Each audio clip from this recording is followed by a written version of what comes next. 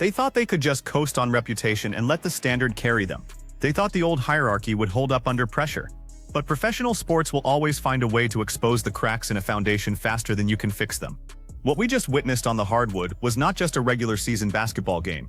It was a tactical clinic, a complete destruction of a defensive game plan, and a stark warning to the rest of the league. If you do not adapt to the modern speed of this game, you will get left behind in the dust. And the wildest part of this entire situation?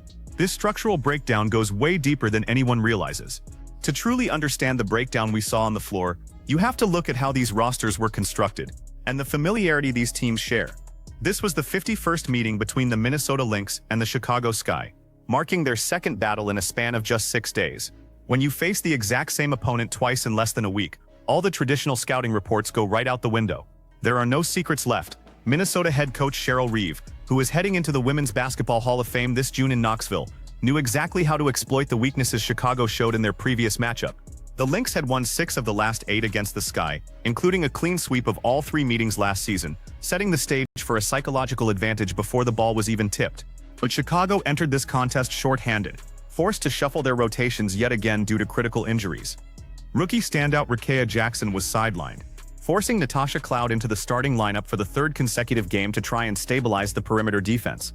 Meanwhile, Minnesota welcomed back veteran forward Natasha Howard, completely shifting the tactical balance of power in the paint.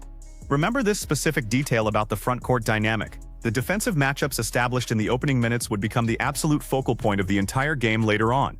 From the opening tip, Chicago attempted to set an aggressive tone, forcing a turnover on an inbound pass and riding an early scoring burst from Natasha Howard to jump out to a quick 6-0 lead.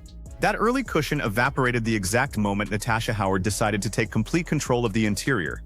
The former Defensive Player of the Year put on an absolute masterclass in position basketball, using her veteran experience to completely neutralize Chicago's highly touted rookie center Kamilla Cardoso. Howard was a physical force in the first half, carving out space in the paint, scoring at will off baseline fadeaways, and relentlessly punishing the Sky on the glass. By the time the halftime buzzer sounded, Howard had compiled a monster stat line of 24 points and 10 rebounds, shooting an astonishing 7 of 8 from the floor. Chicago simply had no answer for her length and agility in the pick-and-roll actions orchestrated by dynamic rookie playmaker Olivia Miles. Now here is the part that should make you angry if you are a fan of fundamentally sound basketball. Chicago's coaching staff completely refused to adjust their perimeter ball pressure, allowing Minnesota's guards to scan the floor and deliver pinpoint passes without any resistance. Olivia Miles showcased her elite basketball IQ, dropping over-the-shoulder dimes and transition touch passes that sliced the Sky interior defense into ribbons. The Lynx were playing tic-tac-toe across the lane, and players like Bridget Carlton and Nafisa Collier were constantly cutting backdoor for uncontested layups because Chicago's weak-side defenders were caught asleep at the wheel. It did not matter that Chicago's Elizabeth Williams was trying to anchor the paint. The ball movement was simply too fast. Despite the defensive lapses, Chicago managed to mount a furious comeback late in the game, sparked by an aggressive 10-0 scoring run. Rachel Banham came off the bench hot, draining a crucial three-pointer from the corner, while Marina Mabrey and Michaela Onyen began fighting over screens to force turnovers. Michaela Taylor came up with a massive defensive steal in transition, feeding the ball ahead to cut the deficit back down to single digits and putting immense pressure on the Minnesota coaching staff. The momentum had completely shifted. The arena was rocking, and the Lynx suddenly looked vulnerable as their turnover troubles began to resurface, finishing the night with 12 costly giveaways that kept Chicago within striking distance. And this is where the story takes a turn nobody expected. Because when the pressure reached its absolute peak, the veteran leadership of Courtney Williams took over the game. Williams proved exactly why she is considered one of the most automatic mid-range assassins in the entire sport, hitting consecutive pull-up jumpers right at the elbow to halt Chicago's momentum. When the Sky tried to isolate their defenders and force the issue, Minnesota's defense clamped down, contesting every shot and forcing a critical traveling violation on Michaela Taylor in the final minute.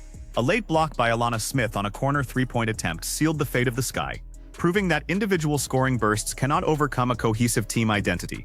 Because here is what this all means going forward for both of these franchises as the season progresses. Minnesota's 85-75 victory proves that their championship culture under Cheryl Reeve is alive and well, capable of absorbing runs and executing when the game slows down. For Chicago, this loss exposes a critical lack of discipline and depth that must be addressed immediately if they want to be considered serious postseason contenders.